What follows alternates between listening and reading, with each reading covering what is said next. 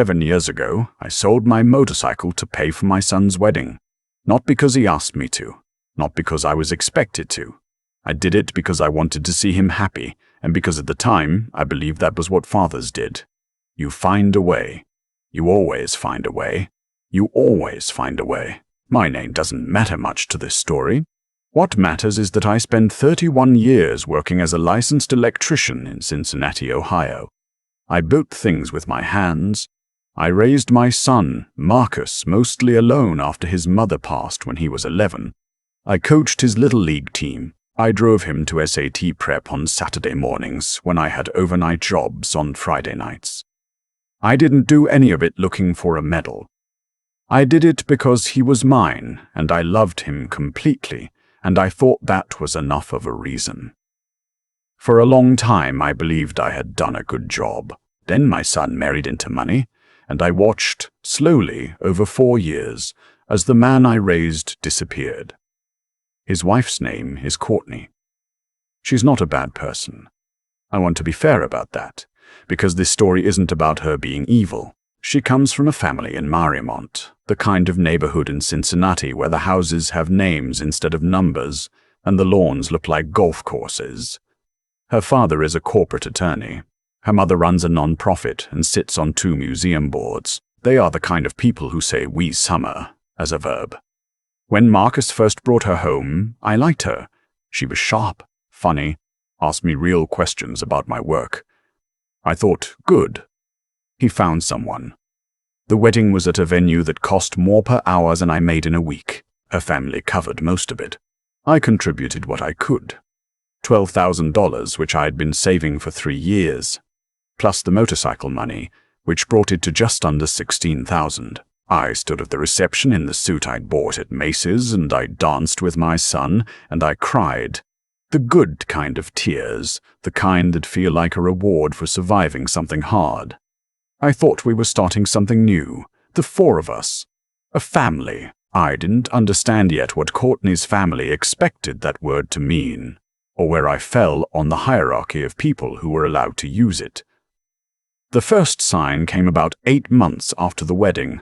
Marcus and Courtney had bought a townhouse in Hyde Park. Her parents helped with the down payment, a detail I only learned through a comment Courtney's mother made at brunch, casually, the way people mention things they don't realize are significant. I wasn't asked. I wasn't told directly. I found out sideways, the way I found out most things about my son's life during that period. I told myself it was fine. They were building their life. They didn't need my help the same way they used to. But then Thanksgiving came. Marcus called me on a Tuesday, 4 days before the holiday. I had already bought a 12-pound turkey. I had already called my neighbor Dorothy, who was going to spend the holiday with us because her own family lived in Portland and she couldn't make the flight. I had already taken Thursday off from work. He said, "Dad, I should have mentioned this earlier, and I'm sorry, but we're doing Thanksgiving with Courtney's family this year. Just their side. They're doing a whole thing at the house in Marymount." I said, "Okay." He said, "You understand, right? It's just easier." I said, "Sure, Marcus. It's fine." It wasn't fine, but I ate that feeling, put the turkey in the freezer, called Dorothy, and we had Thanksgiving on Friday instead. She brought sweet potato pie. We watched football. It was actually a good day. I told myself, it's one holiday. Families negotiate these things. The following spring, Courtney's parents, her father James and her mother Patricia, hosted a party at their home to celebrate their 35th wedding anniversary. I was not invited. I found out because Marcus mentioned it 2 weeks later in passing, describing the evening, and he stopped mid-sentence when he saw my expression. He said, "Dad, it was really their thing, like their inner circle." I said, "I understand." I did not say, "I am your father." I did not say, "Am I not inner circle enough after $16,000 in 31 years?" I nodded. I changed the subject. I asked him about his new project at work. He was in commercial real estate now, a career pivot that had happened with Courtney's father's connections, another detail I'd assembled from fragments rather than direct conversation. That night I sat in my kitchen in the house I'd owned for 19 years, and I tried to identify the specific feeling I was carrying. It took me a while to name it. It was the feeling of being edited out. Not violently, not cruelly exactly, just quietly, steadily. Like someone was revising a document and removing sentences that no longer fit the tone they were going for. I need to tell you about the summer before everything broke open, because that summer matters. In June of that year, I was diagnosed with type 2 diabetes. My doctor told me my numbers were serious enough that I needed to make immediate changes: diet, medication, monitoring, the whole adjustment. He told me complications could include nerve damage, vision problems, things I didn't want to think about too carefully. I called Marcus the same afternoon I left the clinic. He didn't answer. I left a voicemail. He texted back 3 hours later, "Wow, okay, keep me posted. We're at the Hendersons right now, but let's talk soon." We talked 4 days later. The conversation lasted 11 minutes. He said all the right words. He said he was worried, that I needed to take care of myself, that I should let him know if I needed anything. He did not offer to come over. He did not ask what I was eating. He did not call the following week to check in. His wife's parents, I later found out, had sent flowers when Patricia had a sinus infection that July. I'm not saying that to be bitter. I am saying it because it illustrates something I was only beginning to understand. I had become a peripheral character in my son's life, and I hadn't been given a script revision notice. I was just finding out in real time, one unreturned call at a time. The business came about because Marcus asked me directly. That's the part I need to be clear about. This was not me inserting myself. This was my son sitting across from me at a diner on a Wednesday morning in October and laying out a plan. He and a colleague, a man named Brett, wanted to launch a small property management company. They had 2 clients lined up already, both through James's network. What they needed was startup capital to cover licensing fees, insurance, office lease for 6 months, software subscriptions, and operating expenses while they built the client base. The number was $94,000. Marcus said, "I know it's a lot, Dad, but Brett and I have run the projections. We'll be profitable by month 8, and we can start paying you back by month 10. We'll put it in writing." I said, "What does Courtney's father think?" Marcus said, "He's supportive, but he's already loaned them money for the house. We don't want to go back to that well." So they came to my well instead. I want to be honest about my thinking at the time. Part of me hesitated. The diagnosis had reminded me that I wasn't going to work forever, and $94,000 was a significant portion of what I'd built. But another part of me, the larger part, the part that still believed connection could be bought back through generosity, thought, this is the moment. He needs me. If I show up for him now, really show up, maybe we find our way back to what we used to have. I said yes. I liquidated a chunk of my retirement account. I paid the early withdrawal penalty. I wrote the check. We signed an agreement that my neighbor Gary, who had done some paralegal work, helped me draft. The agreement specified repayment terms, interest-free. Beginning in month 10, Marcus hugged me in the parking lot of the diner. He said, "Dad, I won't forget this."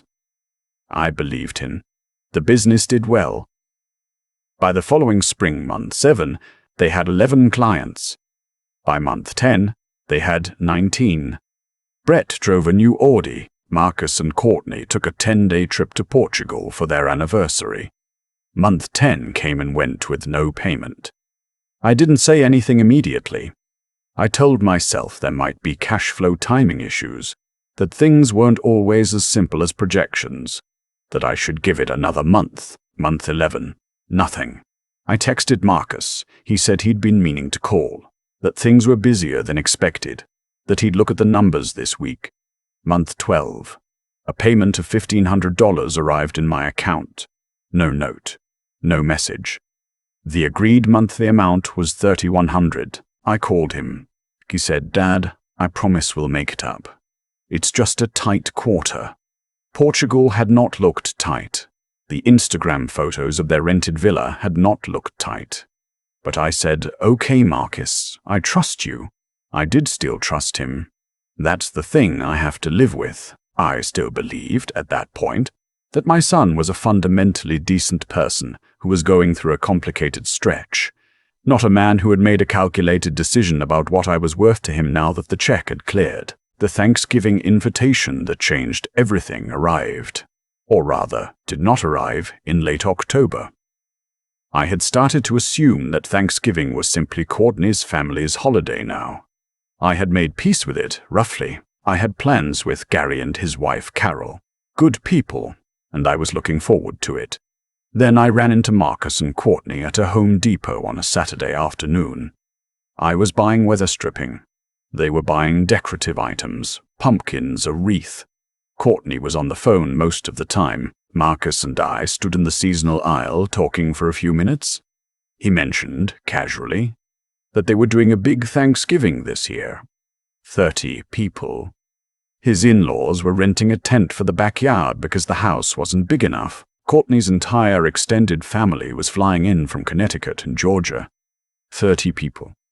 A tent. And he was telling me this the way you'd mention weather. I said, "Sounds like quite a gathering."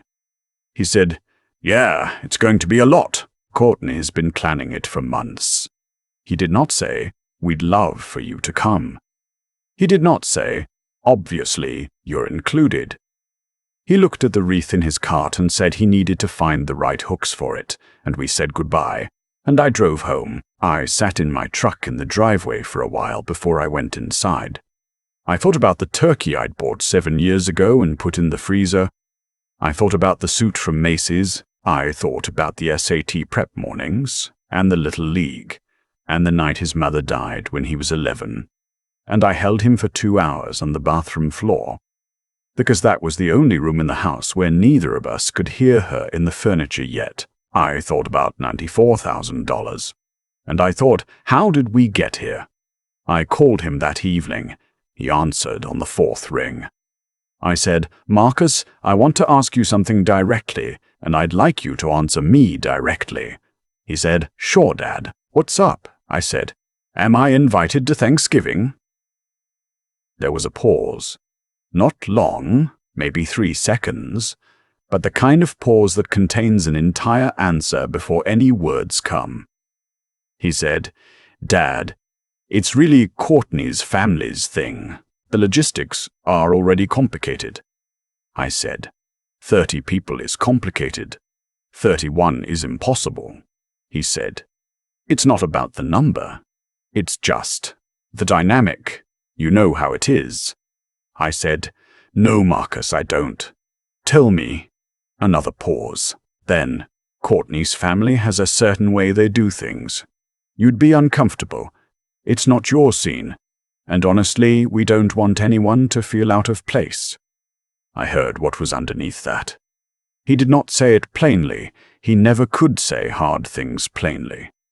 But I heard it. I didn't fit the picture they were assembling. The tent, the extended family from Connecticut and Georgia, the people who summer as a verb. I was the electrician father in the Macy's suit, and I disrupted the composition. I said, "I see." He said, "Dad, don't be like that." I said, "I'm not being like anything. I asked a question, and you answered it. I appreciate the honesty." He said, "We can do something after. Just the two of us. Maybe that weekend." I said, "Sure, let's plan that." We did not plan that. I didn't make any decisions that night. I want to be clear about this because it matters. I didn't go to bed angry and wake up with a plan for revenge. What I did was sit with the information for 3 weeks, turning it over, checking it against everything I'd been telling myself for 4 years. I made a list. Not literally, I'm not this person. But mentally, I accounted for what I had given and what I had received. The $16,000 for the wedding. The diabetes diagnosis he hadn't followed up on. The $94,000, the 12 monthly payments I was owed, of which I'd received one, half-sized. The Thanksgivings. The anniversary party in Marymount. The phone call he hadn't returned for 3 days when I'd just been told I had a disease that could take my vision. Then I thought about the agreement I had signed with my son. The one Gary had helped me draft. The one Marcus had signed in the parking lot of a diner and said he would not forget. I called a lawyer. An actual lawyer, not Gary. I wanted real advice. The lawyer reviewed the agreement and told me it was enforceable. She said if I sent a formal demand letter and received no response within 30 days, I had grounds for civil action. She also pointed out something I hadn't focused on. The company Marcus and Brett had built, now with 27 clients, had been partially capitalized with my money. She explained what that might mean in terms of equitable interest, potential remedies. I said, I just want what he agreed to pay me. She said, that's what we'll go after then. I said, and if he doesn't respond? She said, then we file. I sent my son a certified letter on a Monday morning in December. Gary drove with me to the post office. I didn't tell him everything. I didn't want to make it a bigger thing than it needed to be. But he knew enough to understand this was serious, and he didn't ask me to explain myself more than I wanted to. The letter laid out the terms of the agreement, the default, the amount owed, which by that point, with the 11 missed payments at $3,100 each, was $34,100, and gave him 30 days to respond with either payment or a written repayment plan. My lawyer had written it. It was professional. It was not cruel. It did not mention Thanksgiving or Portugal, or the 11-minute phone call after my diagnosis.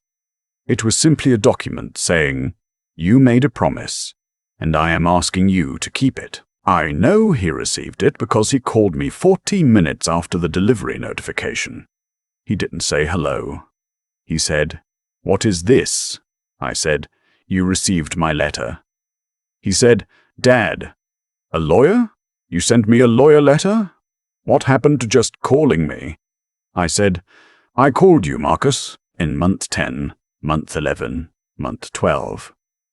I texted, you sent me half a payment with no message. I gave you time. He said, we're going through a tight period, I said. You went to Portugal. Silence. I said, I'm not angry. I'm not trying to damage your business or your marriage or your relationship with Courtney's family. I am asking you to honor what you signed. That's all. 30 days, Marcus.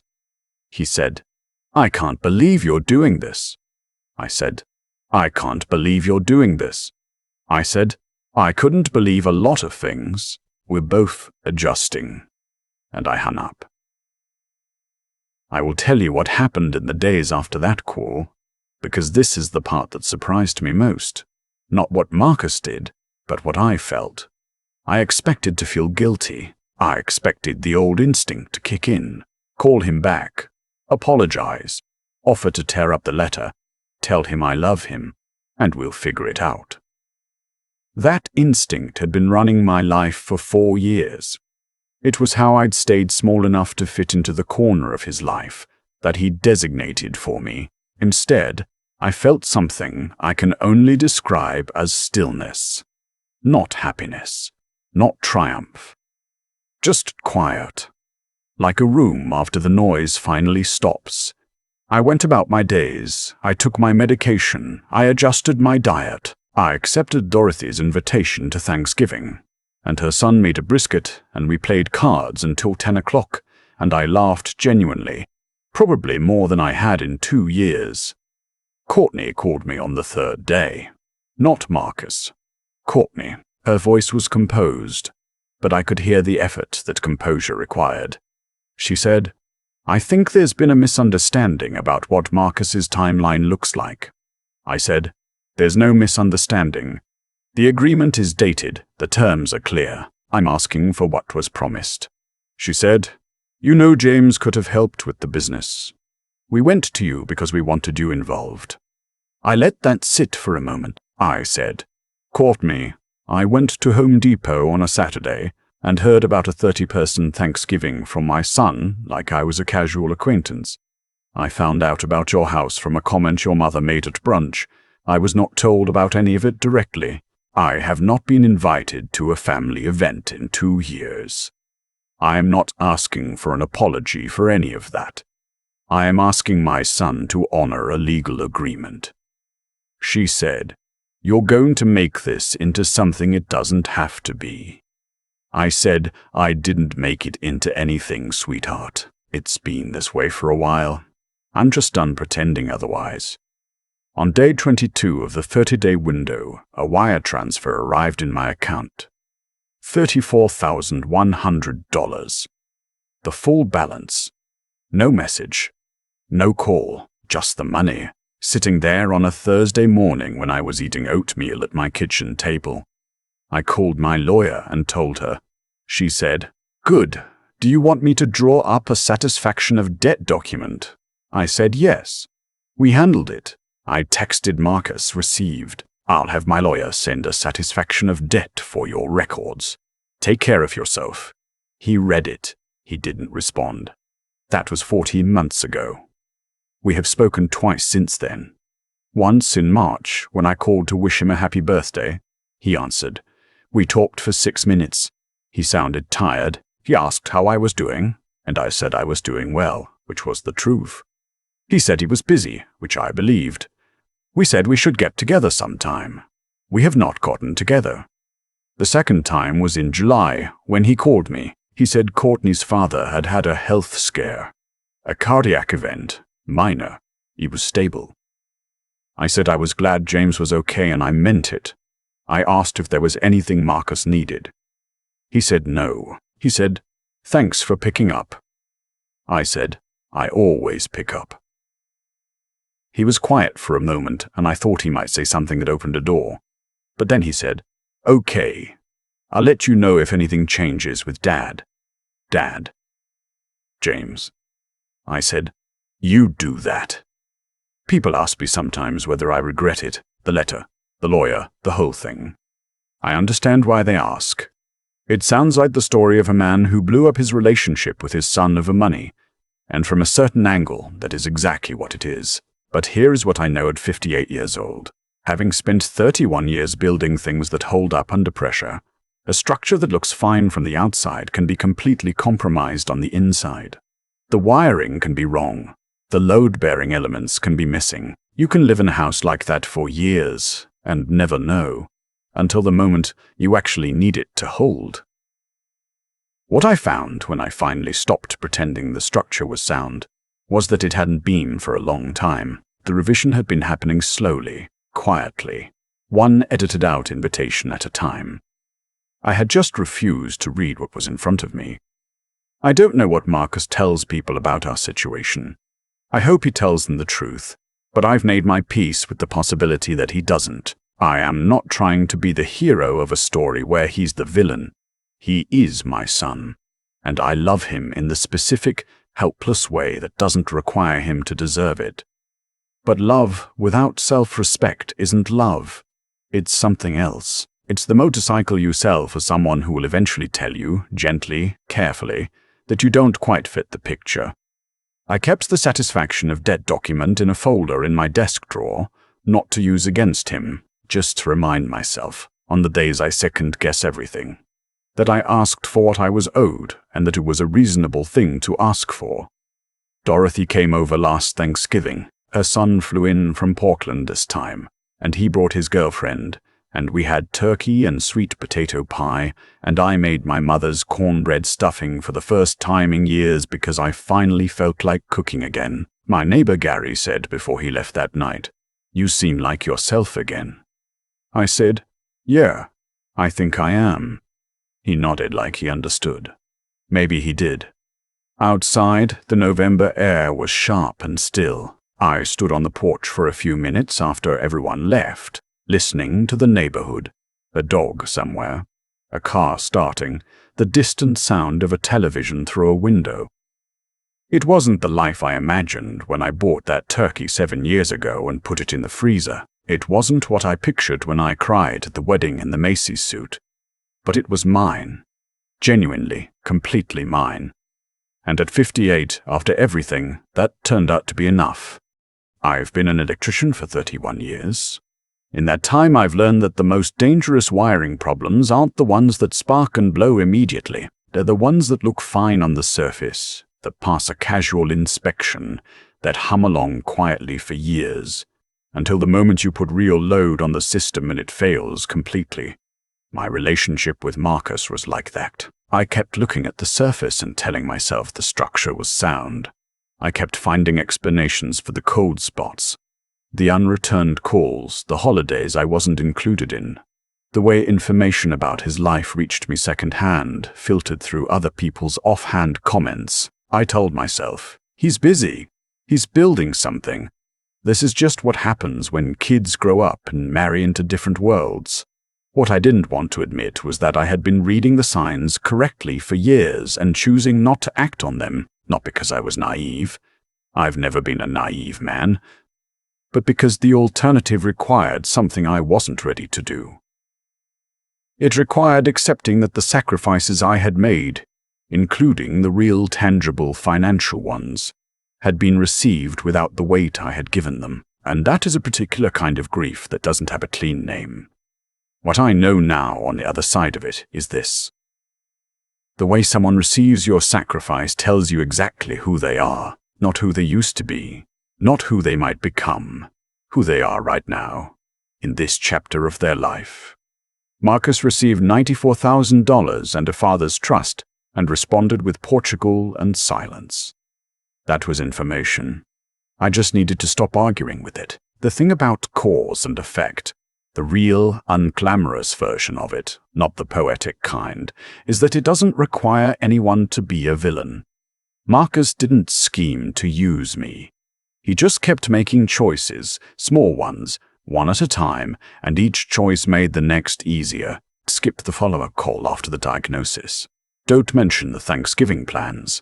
Send half the payment and don't explain why.